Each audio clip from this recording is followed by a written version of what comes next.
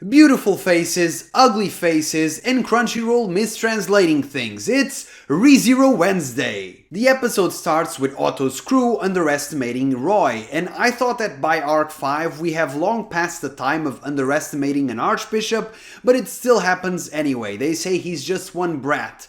Completely clueless. And they quickly realize the error of their mistakes because whatever food or delicious soup Gaston ingested, it is quickly spilled all over the pretty floors of Pristella. Then we have one of the unintentionally funniest moments in the entirety of the third season of ReZero, in which Julius proudly declares his name as a knight would, "I am Julius Julius," and then he proceeds to say, "I won't be careless."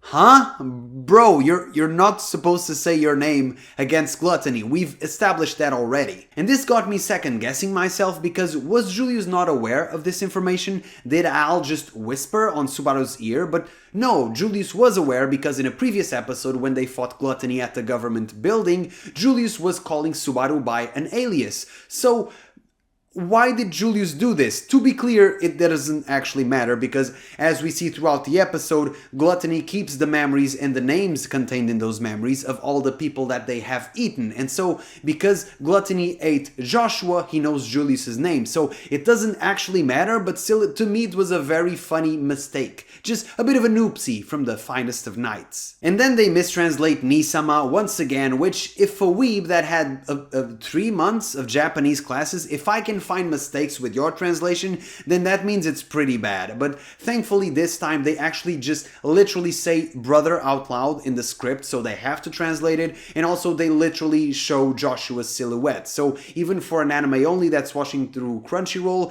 and is not aware of anything else that's going on in the world, he just watches Crunchyroll only, even someone like that in those circumstances can pretty much understand by this point that Joshua was eaten and that's why he's saying brother. And then I have a confession to make. Game recognizes game, and you guys know that sometimes I have some spicy takes which are controversial and you guys do not agree with, but I do give praise where praise is due. And Roy Alphard, as much as I have grown to hate him throughout these episodes, I think he's by far the worst archbishop.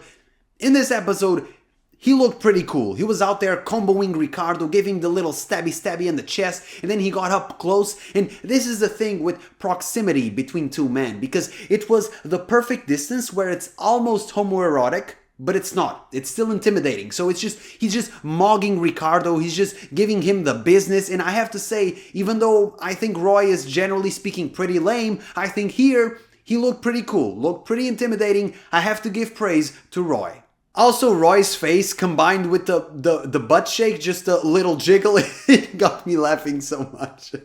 And it's in this episode that anime-onlys really start to understand just how strong the gluttonies are. No, Ram was not a jobber, she did not job, these guys are pretty tough. As we can see, the dudes know martial arts, Roy can do the quick stabbing, the comboing, he's out here giving literal fighting game combos to Ricardo. He's also eclipsing, which was also mistranslated by Crunchyroll, he's out here eclipsing and giving powerful attacks to Julius, and then he just summons 2 water dragons because he can. The dude is so versatile, he knows martial arts, swordsmanship, magic. The dude is just a jack of all trades and all of his trades are pretty strong. And then they have the emotional moment where they actually state out loud why Roy is calling Julius brother, and they even show a glimpse, almost very sad, melancholic glimpse of Joshua, because we know that in this memory, it's the fragment of Joshua that's left in the world. His own brother, who he loved, has forgotten about him, and this is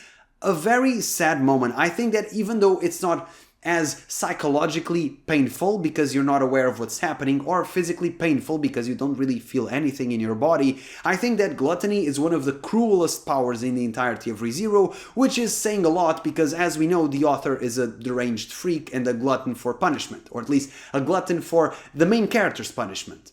And one of the things that makes gluttony's authority so cruel is even if the person does not remember which memory was stolen from them, they still feel like there's something missing. And here we see Julius, who is normally so knightly and so formal and so almost handsome, I dare say. The design for season 3 in particular is very almost effeminate. It's very Ikemen-ish, and so we see him distressed and angry and fighting in a reckless way like we have never seen him before. But the good thing is, if you believe in karma, what goes down must go back up. Julius has suffered so much that I'm sure nothing else bad will happen to him. We transition to the best couple of season 3, Al and Capella, and we see that they are at a stalemate because Capella cannot be destroyed. She just regenerates every single damage. Even if she's cut, she's exploded, she's destroyed, she's smashed, it doesn't matter. She will always go back to her original form or whatever form she pleases. And meanwhile we have Al, the dude who may or may not be able to reset infinite times in order to get the outcome that he wants. And one of the many things I like about this lovely couple is the banter. The dialogue is top-notch, mostly because of Al, but Capella's deranged responses are very good as well. And Al just telling her, hey man, trust me, you don't want to die, it's painful, the first time is always the worst. And it's just, the dialogue is incredible and leaves enough hints that even if they cut a lot of important material, in my opinion, from this season, I think that anime-onlys may start to pick up the hints on Al's true identity. And as much as I'm a fan of the novels, I love the adaptation as well, and Capella is one of those characters where it really shows that the visual medium has some advantages that just cannot be replicated through the written word. And Capella's transformations, the sheer grotesquerie, the disgusting, the visual horror in these transformations, Capella has been tremendous, and honestly, I've enjoyed her way more in the anime adaptation than I did in the novels. And it's just, I don't think no matter how good your prose is, you just cannot get this effect out of words. It's just, the visual imagery is just top-notch, and I'm loving Capella in this season. And the thing about season 3 is that you actually get a lot of underrated love and relationship advice if you look deeply enough. For example, in the previous episode, we had Theresia give the silent treatment to Wilhelm. And now to counter that, in this episode we have Al saying that he can't love anyone. He's playing difficult to get. Love is war, some may say. Love is a game. And Al is the game master. He gets all of the chicks, especially the crazy ones. Because nothing has worked, they decide to go the boom route, and they collapse the entire building on top of Capella. And I would love to have a side story with Kiritaka just counting up the damage and property value throughout Arc 5, because isn't the kingdom of Lugunica poor or having financial difficulties? Wasn't that a plot point, maybe just in the light novel, but either way, who's paying for all of this? Just questions that I wonder throughout the episode. In a quick exchange, we see that Al will not show his face to anyone. He's very self-conscious about it, even if his helmet will probably have water and rubble inside it, but he still won't take it off. I respect it. And then we see that even our characters are not particularly convinced with this cliffhanger, because even they do not believe that Capella was completely destroyed just by a building collapse. That's the level of desperation they're at. And then we get a very, very interesting exchange with a lot of possible ramifications, in which they say that Anastasia used a magic spell on Capella, which we as the audience know to be true. We saw her just give a little ray gun to Capella in a previous episode, but then Al turns on her because he says that Anastasia should not be able to do that. And now we have this sort of friction between allies, which is very interesting, not only because of the implications that Anastasia may be a fake, or why Al has that type of information should he have that information, but also because we know that Al, he's messed up in the head and he's an operator. He will do whatever it takes. We saw through the dialogue with Capella that he was the one who went after the Council of Ten, so just what is he willing to do to this fake Anastasia? Thankfully, Ferris manages to appeal at whatever is left of Al's heart and manages to defuse the situation, but then they are interrupted by Capella, who appears as a rat and then transforms, and once again, the sheer disgusting imagery in this adaptation is both tremendous and very yucky. For the more sensitive people, please do not eat right before watching Rezero. You may throw it up just like Gaston did a few minutes back. And then we have a dialogue exchange in which is pretty much just the adaptation flexing on us, the faces, the drama, the incredible voice acting from Capella. Her voice and her intonation is disturbing, and the faces she makes, I know some of you freaks would enjoy those faces, but for the rest of us that are still sane, those are quite disturbing. In the middle of all of the gifable faces, Capella says she is peacing out and not before roasting Ferris on the way out, because of course she does, and we do have a very interesting exchange in which she gets quite prickly when Anastasia mentions that she is just following the tome's orders, which is very interesting because other archbishops, for example Batenkaitos, were quite enthused at following the tome, but Capella does not seem to quite view it that way. And as our heroes and Al are escaping from the evil Pokemon that are attacking them, Reinhardt comes and descends from the skies, and then he disintegrates all of the Pokemon with a pure flash of light, just pure aura. Once again, if he cannot use his sword, he goes back to just disintegrating foes, and it looks quite cool. What can't Reinhardt do besides have a loving family? I'm sorry, that wasn't called for. Let's move on. On the other side of the battle, Gaston comments that Lai's movements are not those of a prodigy, they are those of someone who has trained and really honed their skills, which is the first smart thing this character has said in the entire series, so congratulations, that's a milestone. And this is enough of a clue for Otto, our resident smart guy, to understand how gluttony's power works. Unfortunately, this is not soon enough for the dude that was just eaten in front of everybody and immediately forgotten. You really see once again just how scary gluttony's power is, and rip that dude, whoever he was, may he rest in peace. We then get another Crunchyroll moment as Lai says Matey, but it is traduced as Mary. Mary? The Virgin Mary? Who's Mary? For those of you that are anime only, this piece of dialogue is very peculiar because it is possibly referencing a character that appeared in Season 2 that controlled various demon beasts and had an extremely hot, a very hot, voluptuous and pretty older sister. Whew, I'm getting hot right now just thinking about it. Let's move on. And also, I wanted to highlight this, I even wrote it in my notes, the voice actors for Gluttony, both of them, Roy and Lai, they are doing such a tremendous job. They are still keeping the character's voice, but they are doing the intonation and the manner of speech of the characters they are replicating, for example, Ram. It is such a good job, and I have to say, once again, the voice acting in Rezero is just superb. I think that overall, as a cast, I think it has by far the best voice acting of any anime to come out in the last few years, and it is not particularly close. I think that you can argue for individual performances being better. Some individual performances in other anime are also very good, but in terms of overall cast, word for word, character for character, Rezero just beats every other anime, and it's not even close. And as Otto figures out how Gluttony's power works, which makes him smarter than the finest of knights, congratulations Otto, through your merchant background, you are now smarter and more intelligent than somebody who went to private school. That is very good.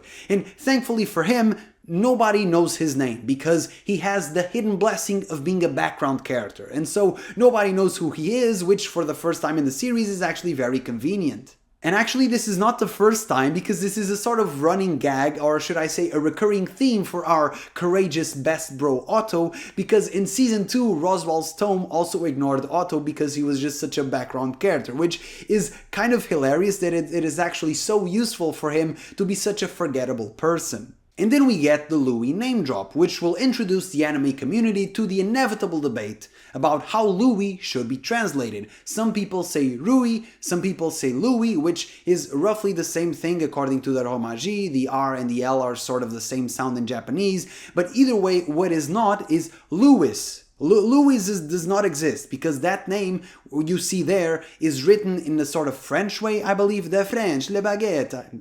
This is Italian. I just pissed off both countries at the same time. This is record speed, people, okay? Please don't hurt me. I'm still sick, okay, guys? Give me a break. My European bros, please, don't hurt me in the comment section. I ask for forgiveness. Either way, Louis, the way it's written, you don't actually pronounce the S. It's called Louis. So you can say Louis, you can say Rui, or you can say whatever you want. Just Louis. Louis does not exist. Okay, guys? Please let's not do that. Okay, either way, just something I had to get off my chest. We then get another very ballsy move from Otto, who grabs Lai from behind. I love it when my homies grab me from behind. Just caress me and give me a little sniff.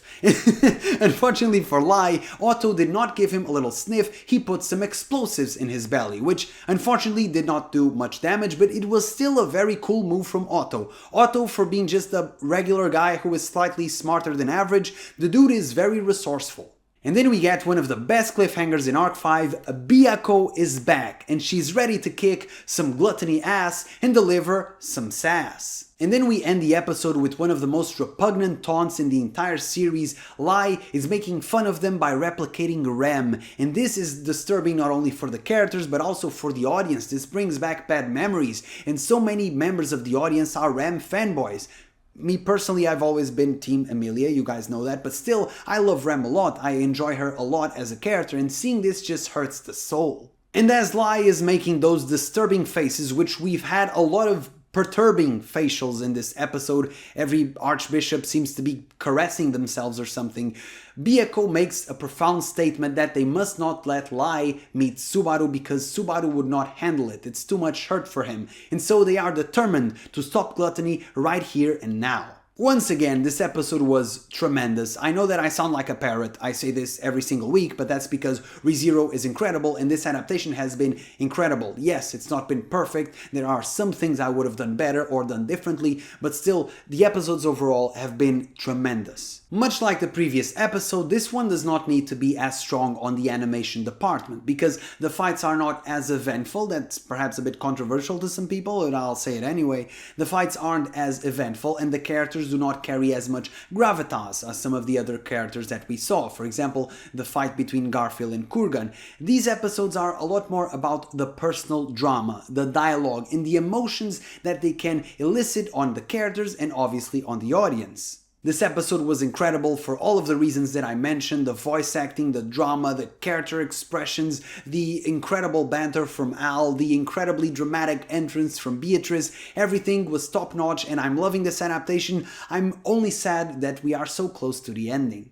My voice is slowly recovering, I am coughing in between some of these takes, but hopefully next week I will be primed and ready for the final episode of this season that I've been loving so much, and I'm still a bit hesitant on if I'm going to do an episode review and then do a sort of season wrap-up afterwards, or if I'll just review the entire season on next week. We'll see what I end up doing, but either way, be sure to leave your comment with what you think of this episode, and be sure to follow me, links in the description, like, subscribe, and ciao!